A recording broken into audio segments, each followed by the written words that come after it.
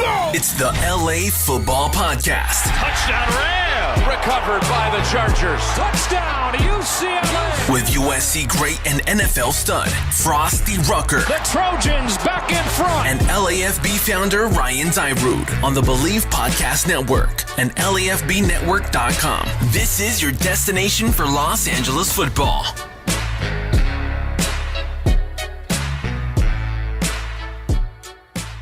Good morning, good afternoon, good evening, wherever you may be listening. This is the LA Football Podcast on the Bleav Podcast Network and LAFBnetwork.com. I am your co-host, Ryan Dyrud, joined, as always, by my man, Frostee Rucker. What's going on, man? Man, what up, LA? We're in here. We're in the house. We got a show for you today. That is right. Got a fantastic show. We'll get into the interview quick. We're joined by Doc Holliday and Hall of Famer Isaac Bruce. Had a blast chat with those guys. But before we get into that great interview, real quick, breaking news, Joey Bosa signing a long-term deal with the Chargers. Frostee, what was your initial thoughts when you saw the news? Money, money, money, money. No, man, well-deserving. When you're hearing all this chatter that one day he might be linked up with his brother in San Francisco, this completely destroys that narrative. Proud of him, happy for him. Got paid, young brother, got paid. That's right. Huge deal. We'll get into more of the contract and the actual deal next episode. A little teaser for you. Last thing on that, I saw something funny on social media somewhere. Someone saying what you alluded to. People were in San Francisco hoping for Bosa to join his brother Nick. Now there's people in LA saying, well, maybe when Nick's contract expires, he can join his brother in LA now. So never know. Maybe that'll be the next talk. They put the pressure on the teams, man. They did it. For real. So great contract there. But let's go ahead and get into this awesome interview. Had so much fun once again with Doc and Isaac. So without further ado, here is that interview. All right, everyone. Well, as we mentioned in the intro, super excited about the guests that Frostee and I are welcoming on today to the LA Football Podcast. Played together at Memphis, had a stint together at the Rams. We're talking to Doc Holliday and now Hall of Fame wide receiver Isaac Bruce. Gentlemen, what's going on? Oh, not too much, man. Happy to be on board. Looking forward to football this season, college and pro. But just quarantining and staying with the family, man, making sure everybody's healthy. Glad to be with you all today, man. Thanks for the invite, man. Looking forward to the conversation. Absolutely, yeah. And if you guys didn't know, Doc and Isaac are on the Bleav Podcast Network as well. So you can find them. LA Ramblings is the name of that the podcast, right? Yeah, exactly. Ramblings. Bleav in Rams, man. Ramblings with the Pro Football Hall of Famer, the golden child. Isaac Bruce, man. And Doc There we go. Holliday, man. Doc's the hype man, I take it. I take it Doc's the hype man. Always, man. This my guy, man. It's always been me, man, from day one, man. I love it. Well, let me ask, before we get into, we're going to talk to you guys about some college days and stuff. Before we get into that, what's it been like, Doc, I'll ask you first, just getting into the podcasting game, because I know it's a different, obviously, than what you guys did playing football, but now you're doing a podcast. How's that relationship and just doing this going for you? Oh, it's fun, man. Isaac and I actually started a podcast 2 years ago, man. Run Pass Option podcast. So we had that going on, man. And we're actually going to get it started again this year, and then we waived this opportunity came up, man. So we kind of on this platform right now. So, I mean, it's fun, man. Me and Isaac, man, been knowing each other almost 30 years, man, like a brother to me, man. That's so awesome. It's just good, man. It's just good being able to talk football and talk life with them. Oh, absolutely. That's the best part of it. I know me and Frostee love doing that. We talk life all the time, right? Right. I'm fairly new to this game too, and so sometimes I have to watch what I say. But it seems like you guys got that brotherhood going that you can get on one another all the time. So that's always easy going. Well, I tell you what, man, I don't think Doc and I have ever had to watch what we say around each other. So this gives us another, platform to really just kind of speak from the heart and, talk about, relevant subjects that's happening. So been doing that for a very long time. And like I mentioned to Doc when we started, I'm a homer. So this is really easy for me. So, and I don't like people talking down on my team. They got the right two people, leading the charge from that standpoint. That's good. Yeah, you got to put them in their place. So that's good. Well, cool guys. Well, we're excited for this. So I'll just get off and rolling. You guys both, Isaac, I know you had kind of a different path how you got to Memphis. So I'll just start with you. Talk about your journey from growing up in Florida, and then all of a sudden jumping over to at Memphis. I know there was a little bit of a different carry on there, but talk about your journey a little bit.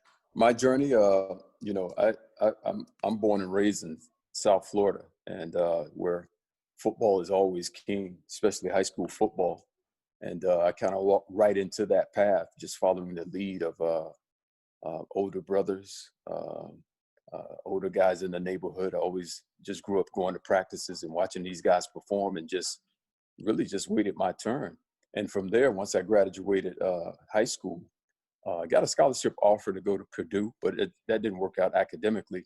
And from that standpoint, I got an invite to head out west to Los Angeles. I started at West Los Angeles College, and from there transferred to Santa Monica City College for a year, where I played football the 2 years, and was recruited by Randy Fietner, the current offensive coordinator for the Pittsburgh Steelers, to Memphis. Wow. And felt like when I got to Memphis, man, I felt like I was at home. They played a great brand of football. And what I mean by that is that, there were a bunch of guys like myself that didn't go to the hometown team, the powerhouses, Florida's, the Miamis, the Florida States, but guys who could play and had a desire to be great. And when I looked at Memphis's schedule, they had Alabama, USC, Tennessee, Arkansas. They played teams like that. So I figured if I couldn't play for those teams or in the SEC, just playing against those guys would give me an opportunity to really to not only develop myself as a player, but show my skills on a level in which I wanted to play. Isaac, this is Frostee. So you're saying the Florida schools and SEC schools did not offer you scholarships? That's exactly what I'm saying. I think the only postcard I got was from a Steve Spurrier, and it was right when I enrolled in junior college, and I got a letter or a postcard from them with them saying they're watching me. So, that's the closest I got to the big three. Right. Fortunately, got an opportunity to play in college against the University of Miami. Had a good time doing that. But that was about it, man. I mean, I was heartbroken, but then I wasn't heartbroken, but had an opportunity, and I use it as fuel whenever I face those guys on the next level, on that ultimate level. I use that as fuel because I felt like that guy got my scholarship. So right. I'm gonna give you 8 catches, 150 yards, and 2 touchdowns. Yeah, every time. You remember stats, you remember stats against Miami. Yeah. It means something to him, huh? Why Absolutely. Not? As you should.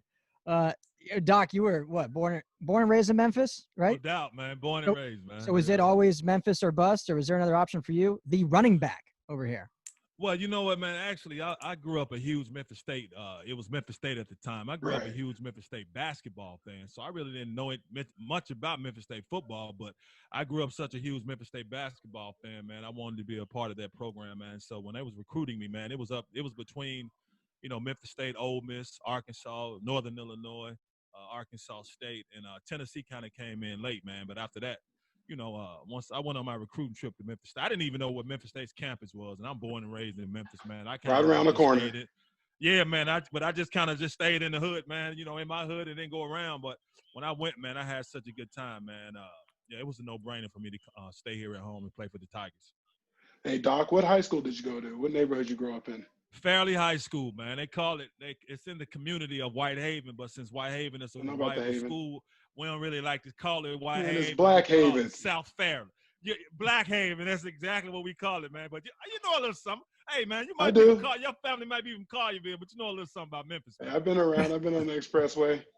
I know what he does out there. The loop. Yeah, the loop. Yeah, the 64. Dad, I hear you. Yeah, you know a little something, Frost. A little bit. Well, that's interesting. I kind of have a similar story as you, Isaac. I actually went to Colorado State first and transferred back home to USC and found my success there. But, it was nothing about going against those teams that, you got the mail and you got those letterheads in the mail, you read them, you think, you got a shot, and then they don't call you. I had an opportunity transferring to go to USC and get busy there. So kind of reversed. Man, y'all gotta ask Isaac about his black T-shirts. All them Florida guys wore when we played down in the Orange Bowl. Man, they didn't even, they played for Memphis State, but they were Florida guys back in Miami. Man, I tell them about them black T-shirts, man. You and them Florida guys had on, man, playing in the Orange Bowl. Man, it was like, hold on, man, what y'all got on, man? Oh, absolutely, man. You know, it was kind of a tradition, you know, just growing up in the 80s and the 90s, being a Hurricane fan.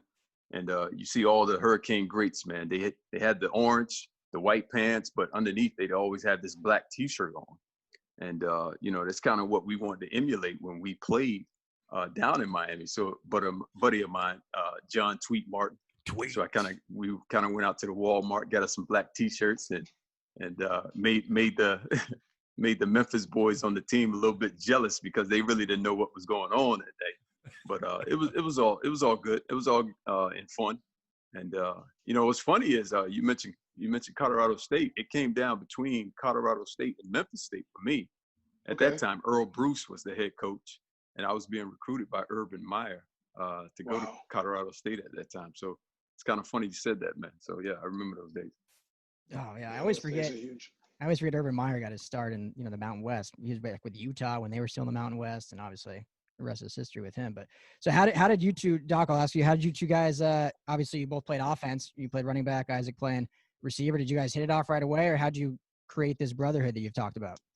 Oh, man, you know, Isaac got to Memphis, man. He didn't really hit it off with anybody, man, because he was quiet. He kind of stayed to himself, and he was so serious. Boy. Yeah, you know, now, you know, and them Florida guys, they do a lot of yapping, but he didn't do a lot of yapping. So he showed up, man. You know, I'm like, you know, I still remember, I think one of the first things I said something to him, I was like, what's up, cuz? And he looked, he like, I ain't cuz, I'm blood. He was lying. So we looked at, I kind of stood back. I said, okay, this dude here want to play games and stuff, man. But seriously, man, he was quiet. He didn't say much, man. And when we first, you know, got out on the field and the first time we saw him run routes, it was seriously, I was like, oh, damn, man, you can't guard that dude, man. You don't even know when you don't even know when he's going to cut. So I just kind of, you know, he and I kind of hit it off back, you know, then, man, I would mess with him. And finally, man, you know, he broke down. Then by him, me and him spending so much time together, man, on the field and in offensive meetings, man, and actually in the dorm, you know, we stayed on the same hall in the same wing. I used to be down in his room a lot. He used to be down in my room a lot, man. So, right. You know, just the brotherhood that grew from there. So did you get a chance to take him home, get some of that Memphis cooking? Oh, come on, man. Isaac, how many times you been in my house, man? My aunt's house, Big Mama. Come on, man. He was all in the hood, man. He from I think two times. Huh? Man, quit. Like, come on, bro. No, you done seen my wife 2 times. That's it. You done seen my wife just twice, but going to the house, man, quite often, man. He was always, you know, we was always coming around doing some things. Yeah. That's what's up, man. That's what's up. Yeah, love it. So, you know, and then Isaac, you get drafted in the second round by the Rams. Doc, did you follow him there? Or what was your journey getting over to St. Louis? Man, it was you know, my senior year, I only really played in 6 games, so I was hurt.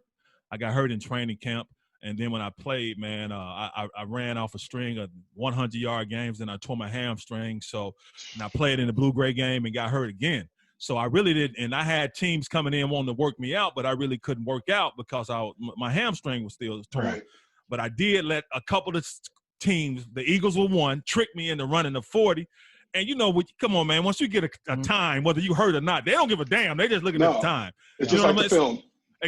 Just like the film, man. So I actually set out, but while I set out, you know, they were in L.A., and then when they moved to St. Louis, of course, I was going to, you know, visit Isaac a couple of times, man. I'm like, man, you know, that's my brother, man, and I'm looking at the team. So actually, what I was doing, I was, you know, I was kind of reaching out and sending emails to St. Louis and other teams like once a month, like, don't forget about me.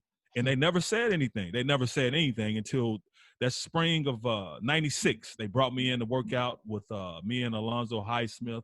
Both of us was working out for a position, and they ended up bringing me to camp, man. And nice. You know, once I got to camp, it was I got busy, man. But they had drafted 4 rookie running backs that year, so it was tough on me. But you know, my guy Ike, man, he always kept me uplifted, man, and they knew I was balling, man. So, you know, I started on the practice squad. Then, you know, once they activated me, I was happy as heck, man. So that's how. And it didn't hurt me that, you know, the star of the team was like my brother. You know, he didn't really say too much, but he did.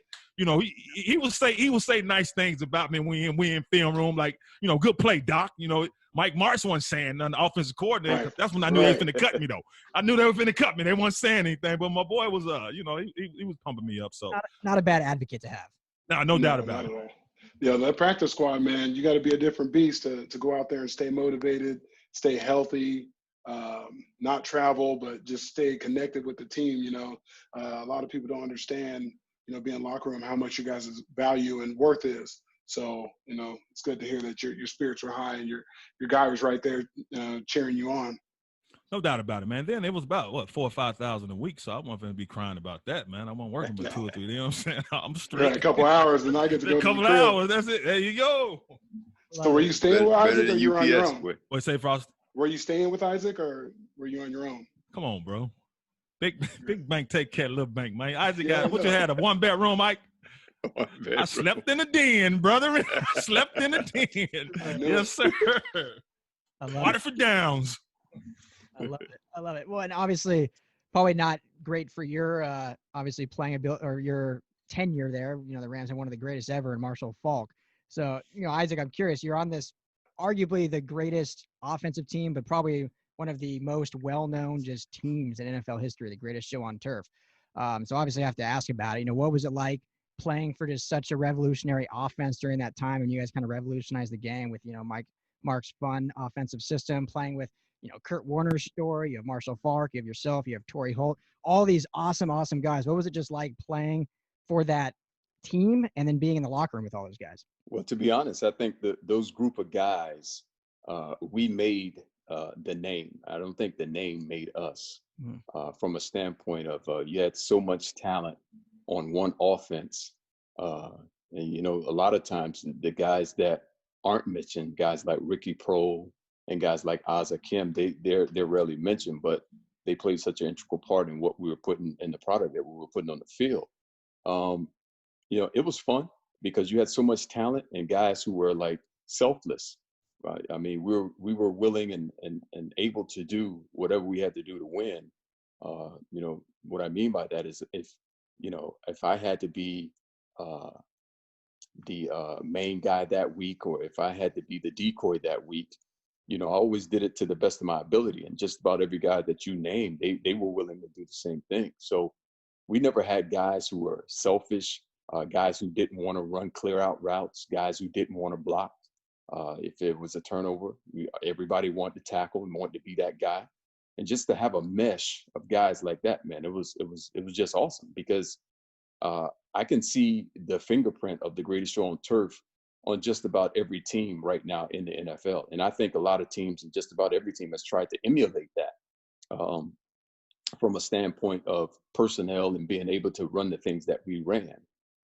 They get close, but I don't think one team has emulated it from a personnel standpoint because, I mean, you're talking, guys who have already been enshrined, maybe 3 guys, probably 2 more from that team. 2 more definitely from that team that's going to end up being enshrined. Mm-hmm. And it was a great mesh of guys, great personalities, guys who worked hard.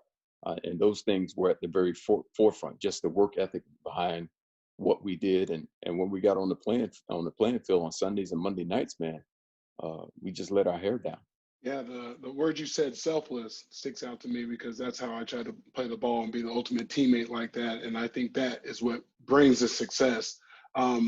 Was it Coach March that really drove you guys, or was it the athletes, or did you guys have a particular coach that was the one that was grinding you guys and getting you guys running to the ball and doing all the little things? It was about a mixture of both. I mean, what Coach March brought was just a confidence, an air of confidence that was infectious towards everybody. The coaches that I respect were the guys who would say one thing in the locker room, and then at the media press conference, they'd say the exact same thing. So they always gathered my respect from that standpoint. And he was one of them. Guys like Coach Al Saunders, he was my position coach that year. He was always about helping each other, helping this guy. If the ball's going the opposite way, you convoy, you do everything you can to get into film and possibly make a block and help spring your guy. So we had that mentality.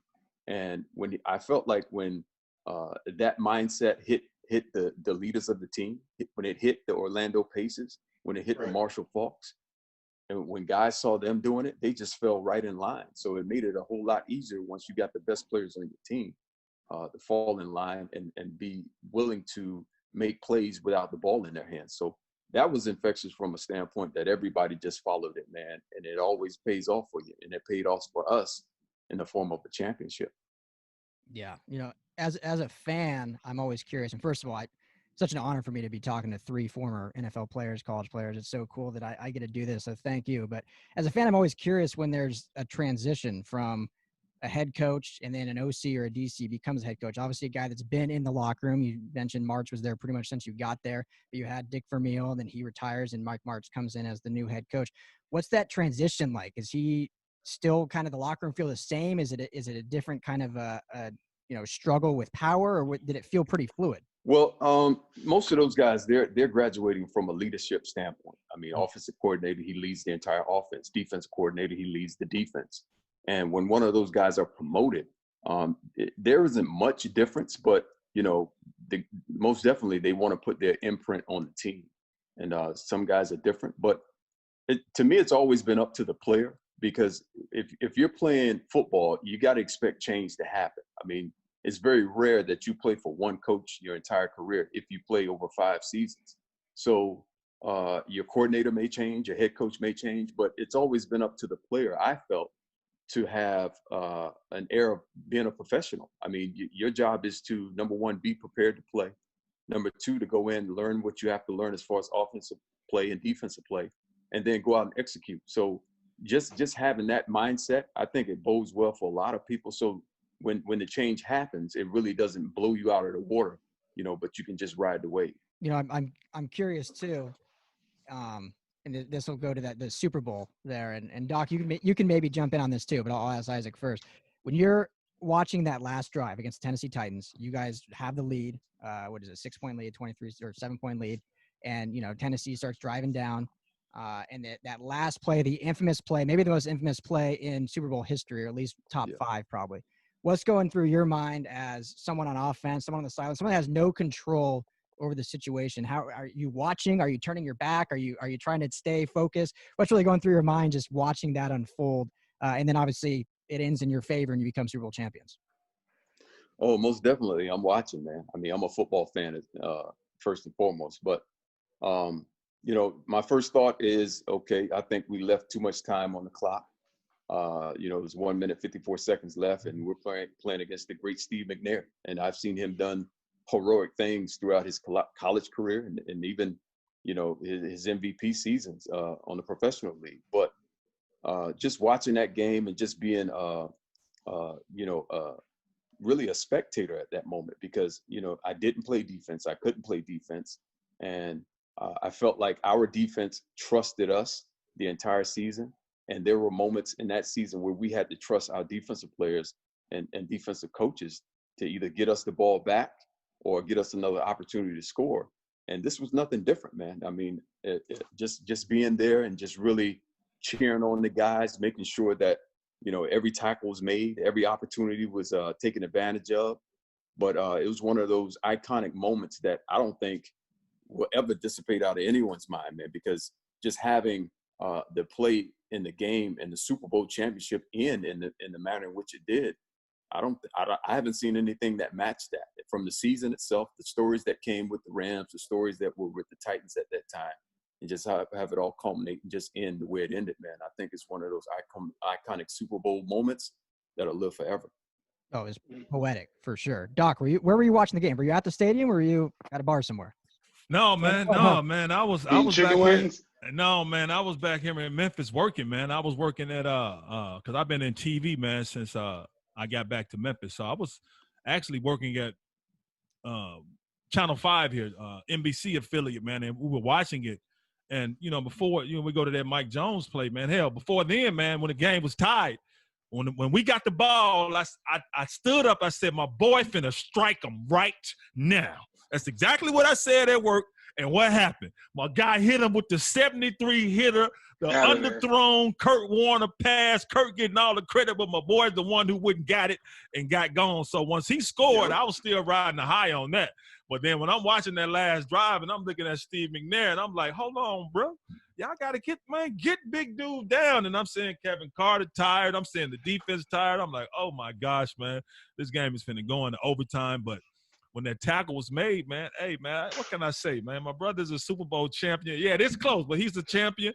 And, had it not been for that Mike Jones tackle, man, everybody will be talking about my guy's 73-yarder. But since the Mike Jones made the dramatic tackle, that's what everybody remembers. But I remember that 73-yarder. So I was just happy, man, to see my guy, man, be a Super Bowl champion. But, yeah, I was back home in Memphis working, man. I had bills to pay, man. I came, Ike rich, man, but he ain't finna be buying no hotels and for me to come to the Super Bowl when we be kicking it while he working. Right. So I had a family to take care of, man. But no, I'm so proud of him, man, and just so happy, man.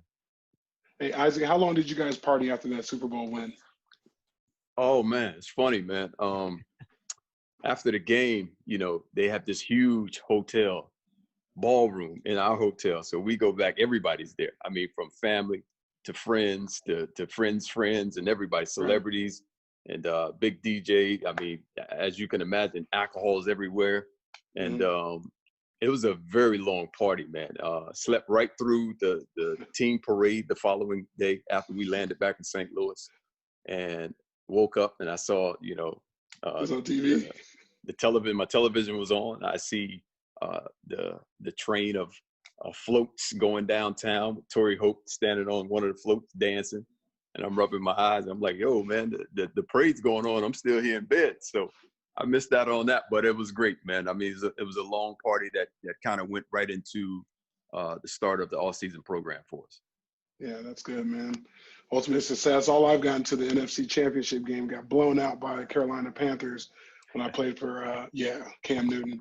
Got blown out by them. So I didn't get to that part in that Super Bowl, and I wish I did. I got 13 years in. I wanted more just to get that feeling of that trophy and whatnot. I didn't get there, but we're big fans, and I'm glad you did. Absolutely, man. Appreciate it. Thank you. Yeah, absolutely. Yeah, what a great moment and for the team. And after that season culminated, and you kind of go and you still have really good success on offense, then just things didn't quite work out. Obviously, you had the loss to the Patriots. But what was it you think that transitioned the team from that eye to all of a sudden then kind of the players breaking? Obviously, we saw Kurt Warner get cut. He ends up signing with the Giants. Was there is just kind of the team had run its course, or I'm always curious how those great dynasties kind of come to an end. I don't know if you can even finger point on anything, but. Well, to be honest, everything starts with the head, man. I mean, as a man thinks, so is he.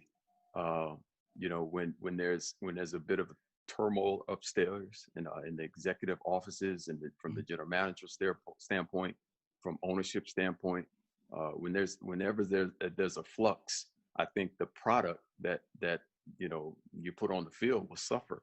And the Rams were no different from that. We had some moments where a lot of people were not agreeing with each other, and we just kind of paused as far as building a team or putting together a product that can be competitive the way we had been competitive those couple of years. So I think it was some moments missed.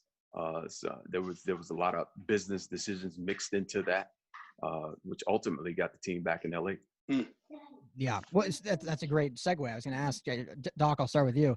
Were you guys bummed when they moved back to LA? Were you cool with it? I mean, obviously you guys had connection with guys in St. Louis and fans and stuff there, but were you happy they were back in LA, or what were your feelings on that? Man, I couldn't care less, man. It was cool, man. I played, it was the St. Louis Rams, but Isaac, the LA Rams drafted him. So for them to go back to LA, I'm just a huge Rams fan, man, and I love the city of LA. So, I was happy to see that their return back to LA, man. Sad for the people in St. Louis.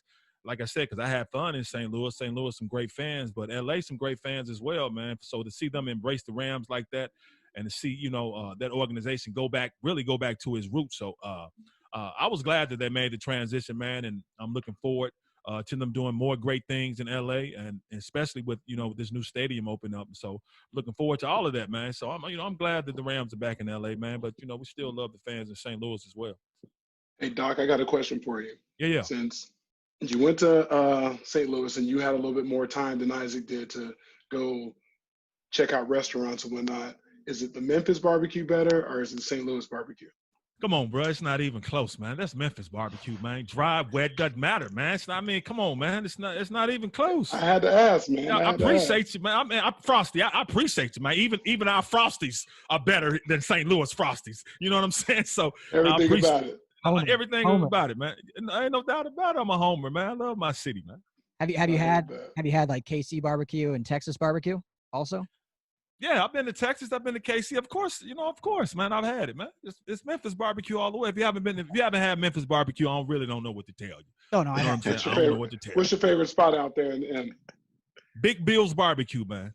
Big Bill's Barbecue. They got one in the Haven. They just opened up one in East Memphis, man. A childhood friend of mine owns it. Yeah, man. Big Bill's Barbecue, man. So we throw your name, we getting free ribs and. They gonna hook you up? Yeah, they gonna. I don't know. It's because that's Wook who own Big Bill's. Wook kind of tight with that money, man. He might give you a free coat, but he want that loot. he want that loot for that money though. But nah, they'll hook you up, man. They some great people, man. That's good. Definitely great barbecue in Memphis, but I won't say it's not even close. It's some good barbecue in Missouri, but I definitely had Memphis. I'd put Memphis just slightly ahead of St. Louis. Yeah, you got to always go with the hometown. You got to go with the hometown. But I've had it all. It's all good to me. So it's hard for me, being a simpleton, hard to tell all the intricacies of all the great barbecues. So to me, it all just tastes great. Hey, fellas, let me clear this up right quick because Isaac not going to say, hey, check it out now. He doesn't drink. So when he slept through the parade, trust me, he wasn't drunk. He might have been fully hydrated with water, but he was not drunk because he don't drink now. You know what I'm saying? He might have been over H2O, but hey, I just want to clear that up. You know what I'm saying? Okay. Barbecued out. That's exactly what I was thinking. So. Yeah, no. Hey, Ike, I got a question for you. Sorry, I'm calling you Ike. He just keeps saying it, so you know. Yeah, my bad. Yeah, Isaac. I'm sorry, Isaac. Hey, No, he'll get on me, man. Isaac, man, you know my name. As long as you Isaac. don't get mad, you know. But Isaac, I got a question for you. Watching Coach McVay's offense versus the offense you ran in St. Louis under Mike Martz, how do you think the offense is better? Do you see some similarities in it? And how do you feel the guys operate in that offense? It's similar in a way, and it's different in another way. I think what Coach McVay has, what a lot of people don't realize is a power running offense. It features that run. It needs that running game to be more successful than it isn't. As far as pre-snap, he does a lot of things that we did similar. As far as motioning, going across the formation, keep guys moving so we can really dictate what the defense does. At the same time, when we were doing our pre-snap stuff, it was more to pass the ball and to open up the running game. And once we got you backed off, you start showing that two-man shell. We just handed the ball off to 28. I mean, we had that advantage right there as far as the numbers game. And but I think guys, Robert Woods, Cooper Kupp, they really perform well in what Coach McVay, brings to the table. I mean, he gets that safety down in the box and kind of let these guys loose. So I love everything about Coach McVay. I mean, just being a receiver, and I say this to Doc quite often, man, I'm not naive to the benefits of a running game. We all need that strong running game to take you deep into a season, take you deep into your division, and possibly a playoff run. Because there's going to be a point in time where you always have to have that 4-minute offense to really close out games. And if you can just line up and 907 somebody and run somebody over, that bodes well for everybody. Love it. Yeah. I'm piggybacking off that, looking at the rule changes, how defenses have had to play, whatever you want to call it, softer, or, they've changed the rules to kind of benefit the offense. Do you think your offense back in the late 90s, early 2000s would be even that much more dominant in today's NFL? Just to be honest, because, you'll get your Kansas City Chief fans who really think that people like me, people like my former teammates may be hating on them as far as, man for man, as far as personnel is concerned. But, many times I'm screaming from the top of the roof is that, we played in a totally different dispensation that they're playing in. I mean, just be honest, it's almost two-hand touch to the trained eye. I mean, you number one, you can't hit the quarterback. You can't hit the receiver. So we had the mindset of, we keep going across this middle, we have to respect the game, because if I'm going across this middle and, this safety, this running lot, he doesn't have an opportunity to take my head off. I'd better be quiet. When we were playing, we didn't yap too much because these guys had the opportunity, either catch the ball or not catch the ball. They're starting with a headshot. So from that standpoint, we respected it. There was a lot more hands-on when we played as far as grabbing and holding. But right now, man, it's different, man. So I wouldn't say that we would double the numbers that we produced. We probably triple them. Yeah. Well, and I don't mean this with any disrespect. I see you, Doc. Facts. He's speaking facts. No, Yeah. 100%. He would know. So Yes, sir. I think so. I think he's credible. And I don't mean with this with any disrespect, but I'd love to see like a Tyreek Hill going over the middle with Steve Atwater just waiting for him. Hey, absolutely. Be a little different. Be a little different than what he does now, and he just doesn't get touched going anywhere.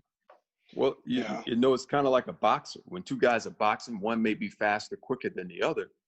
You know, the guy who's not as fast, he'll start off hitting the guy in the hips, hitting him in his arms, try to slow this guy down. And that was the plan for a lot of teams when we played. They wanted to be physical with us on the outside, make sure they had that shell over the top, and really just not give us a free run down the field. So if you don't have a way to slow these guys down, man, you're going to see astronomical numbers. And, you know, in my head, I'm thinking asterisk, right. But at the same time, you know, c'est la vie, man. Go ahead and have it. But that's what this league's turned into. It became completely offensive, you know, being the defender. And I actually went to one of the meetings at the combine and the rules and whatnot, and hearing from a collective group of guys talking about, you know, your coach is telling you don't let them catch the ball, but your pocket's telling you you better let them catch it than try to wrap them up, you know? That's right. It's so hard to be a defender, and especially in the back end, like you said, going across the middle, there's no fear. And I don't particularly like the game now just because of that, and I played this last decade in it. I feel like the years before this new CBA and these new rules that keep coming out, I liked it more. I like it was more physical. You could hit the quarterback and drag him to the ground. Now you can't even get near him, and the quarterback might spin at it, you know, your tackle just because you don't want to get a fine because It's your money too. You know, it's not just the 15 yards; it's your money. Absolutely. Yeah. Hey, don't breathe. Don't breathe on Tom Brady. Don't breathe on him. Oh no! Don't get nowhere near his face mask. Nothing. Just grazing it. Yeah. You know. Good. Yeah. Good night. Jeez. So, well, let's talk a little bit about the current Rams before we let you guys go. Again, talking to Doc Holliday and Isaac Bruce. Super excited to have you guys on. Doc, this current Rams team. All right, for both of you, I'll start with you, though, Doc. How hard is it to go into a season? Obviously, we don't need to touch on COVID. It's probably been talked about ad nauseum. I'm sure you guys have touched on it too. Me and Frost are kind of sick and talking it, but really quickly, how tough is it going into a professional season with zero off-season program other than all virtual? Oh, it's hard as hell, man. Isaac and I just talked about that because we recorded our podcast earlier today, man, and that's actually, you know, one of the topics on this week's show, man. Is no off-season program. Everything is virtual, man. Because the conditioning is different, man. I mean, you at home, you're doing your little running, but to get out there with the players and what I'm interested to see is not only what shape these guys come in, but when these rookies and these first-year players, this should be your first time seeing that NFL speed, and trust me, it's totally different now. You usually get a chance, man. That tempo is something else. You get a chance to see it in mini camps and all them little things, but they didn't have that. So now they're not gonna have it in preseason games. So you getting out there, man. It's hard as hell, man. I mean, it's gonna be extremely difficult, man. But you know, they're going to have that week of strength and conditioning, and I'm pretty sure they're going to run some cats in the ground on that. But I can't imagine, man, them dudes hadn't seen each other. They hadn't seen this speed. They hadn't seen the size of these dudes, and they haven't seen the professionalism and the aggression and the anger of these dudes, and they seeing it for the first time. Oh, man, these rookies and first-time players, man, yeah, they're going to get their ass awakened real quick. Yeah, real fast. I think the rookies are screwed, man. Just the simple fact of what you talked about. We're talking about tempo. We're talking about when the veterans say, hey, man, chill out. And, you know, they know the tempo, but the rookies don't because they haven't felt that power. They ain't got grabbed and drugged to the ground, and the technique is different.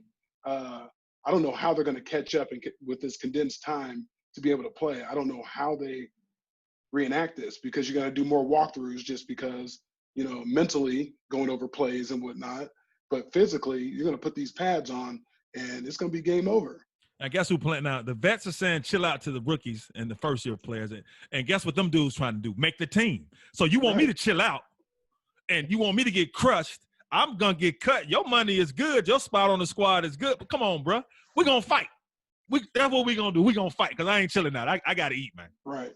And just think about what the preseason games or lack of. You know, how do they have an opportunity to actually fight for a spot on the roster? Because you need the live bullets. this season's so up in the air, and I think it's good to be a veteran right now because your chances of making the team if you stay healthy are very high. Yeah, no doubt. Oh yeah, and I even just remember, doing off-season stuff when I played, and you're trying to condition and doing the workout programs, but once you get even just the shells on, it just changes everything, completely. So just getting those pads on, and then it's almost like your workout regimen, your conditioning changes altogether, and have the heat and everything. So, but looking at just go ahead, Frost. I just think the competition at camp is going to be so high because there's not any distractions. There's not going to be a lot of fans. It's going to be glued in. Yes. So I think Hard Knocks is going to open up a lot more because it's going to be more dramatic, and they're going to get more intimate just because there's not a lot of distractions. Yeah. So Those, all right. Those 14 padded practices that everybody has, I think you could really sell those this year because it's going back to an old school brand of football as far as practice is concerned, because these guys have to have an opportunity to make the team, and coaches have to see what they have in these players. Yeah, no, absolutely. It'll be fascinating. So last couple for you guys, and we'll let you go. Thanks again so much for joining us. This Rams team goes 9-7 last year. Couple additions in the offseason, couple losses also. Let's obviously focus on, we can talk both, but we'll focus on offense, and you guys are both offensive guys. Sorry, Frost. But what do you think this offensive unit needs to really do? Isaac, I'll start with you to get back to what we saw in 2018. Obviously, they had offensive line struggles last year. No more Todd Gurley. But if you were to pinpoint something, what's the one thing they really need to do to turn this unit around in 2020? Just reestablish the run game. Be committed to it. Making sure that every game plan each week is centered around running the football. I think we drafted a really good running back from Florida State, a guy who I felt like he was flying under the radar for his entire tenure at Florida State. Played really well. He kind of reminds me of Dalvin Cook a little bit, maybe a little faster with better hands out of the backfield. I think if we can get him in with a combination of what Henderson brings to the table, and just get some movement on that offensive line and just be committed to that run, I think that keeps us in a lot of football games. And I think as far as your coaching standpoint and what we have at quarterback with Jared Goff, I think that puts us in a position to win some games. And definitely if we can force teams within our division to get into a shootout, I think that bodes well for us. So just having that running game, being committed to it, should open up a lot of stuff. Isaac, what team is to beat in the division right now? Obviously, Seattle just got a new addition at safety. Is it still the Niners? Who is it? Well, yeah, you're definitely going to have that north-south battle with the 49ers and the Rams going against each other. I'm sure the 49ers are going to realize, what the Rams realized a couple of years ago, once you go to the Super Bowl, either win or lose, that bullseye's going to be right on your chest, even more so versus your division opponents. With Arizona up and coming, their quarterback situation is looking better and better every day with the addition of DeAndre Hopkins. I think San Francisco is going to feel the brunt of what everything in that division is going to bring, and they better be prepared, man. Right. Yeah. Doc, do we see the third year in a row with a NFC West team representing the NFC in the Super Bowl? I hope so, man. I think so, man. And I'm fully confident that, the Rams can get back there. It's like what Isaac said, man. We got to run the rock, bro. It all comes down to running the rock, man. Last year, I think, I broke the numbers down. Last year, man, when we ran the ball at least 30 times or more, 7-0. You got 9 wins. We were 7-0, man. Even though the per yard average was kind of trash, we didn't have not one running back average 4 yards a carry. Doesn't matter. When we run the ball at least 30 times or more, they were 7-0. So that's what they need to do. So if we can get back to that, man, that defense can play a whole lot better, man. Yeah, I think the NFC West can have another representative in the Super Bowl, man, and we ain't have to worry about them dudes in the Bay. Hey, Doc and Isaac, you guys touched on running the ball, right? Establishing that run game that opens that play action pass and whatnot. But do you think once you pay a quarterback, he has to become the focal point of the offense and throw the ball down the field? You think they battled that last year, or they just need to get back to the run game? Well, he has to become that. That doesn't mean that he has to be the complete focal point of the way we score points right now. I mean, we have a lot of talent on the field. We mentioned Akers, Robert Woods, Cooper Kupp, Tyler Higbee. I think he's going to have a breakout season this year, along with Everett. These guys are like hybrid tight ends, guys who can get down the field. There are matchup problems for guys on the defensive end. But I think eventually Goff is going to have to become that guy who can win a football game, who can just win a consistent shootout consistently. I think he's becoming that guy. Is he there yet? I don't think so. But just being able to facilitate and get the ball into the hands of the guys that's on the offensive team bore well for him. Do you think, and this is the last one from me, do you think, because Goff seems to get a lot of hate around the league as far as fans go. He doesn't get a lot of credit in the media. I know the NFL 100 is kind of a farce, but didn't make the top 100. Do you think some of that is because the game is shifting to a much different style of quarterback, the mobile quarterback, Lamar Jackson, Deshaun Watson, Russell Wilson, and Goff is your prototypical pocket passer? Do you think that hurts his image, or is it just because he had kind of a down year after getting a big contract and players and fans are expecting him to be the focal point of the offense, as Frostee alluded to? Well, it may have something to do with both of those aspects. I mean, when you look at Lamar Jackson and these other guys, Patrick Mahomes, as far as what they can do mobily and outside of the pocket, it's pretty electrifying, man. I mean, it gets people on the edge of their seats. You have nervous defensive coordinators trying to stop these guys. You have some very fatigued defensive linemen trying to corral these guys.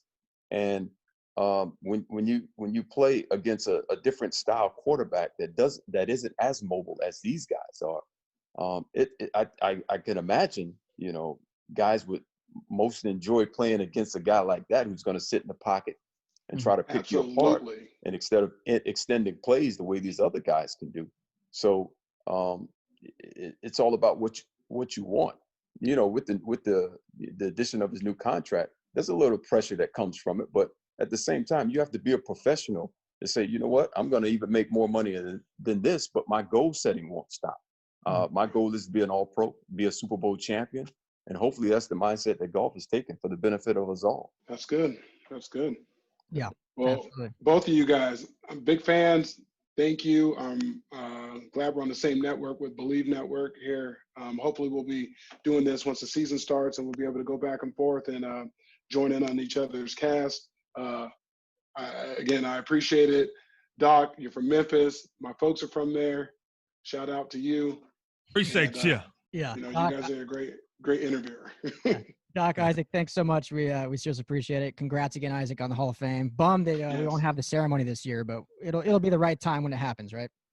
Absolutely, man. It'll be fun, man. Yeah. So congrats. Much deserving too. Absolutely. Thank you. You guys stay safe, stay healthy, and we'll definitely talk soon. Okay. Thanks, fellas.